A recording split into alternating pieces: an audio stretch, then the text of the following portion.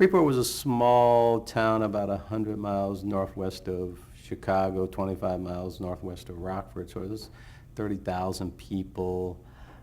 Uh, Most of the African Americans, which represent about 10% of the population, lived on one side of town, whites on the other side of town. Again, a quiet Midwestern town. People knew each other. Everybody knew everybody's name. People trusted everybody. You usually didn't lock your door.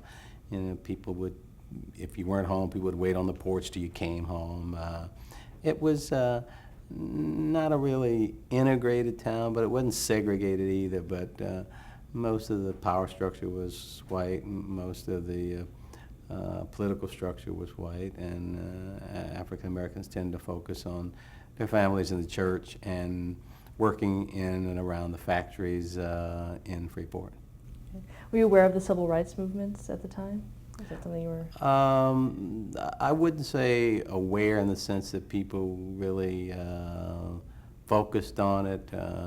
Obviously, Illinois was, at least that part of Illinois was fairly moderate.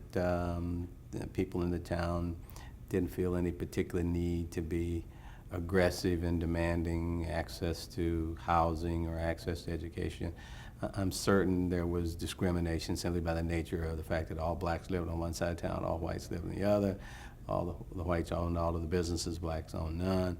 But it was the kind of typical northern segregation that most people faced, and so the focus on civil rights was principally what you heard on the radio, read in Ebony or Jet magazine, or saw on television involving the civil rights movement in the mid-60s, early 60s, mid-60s.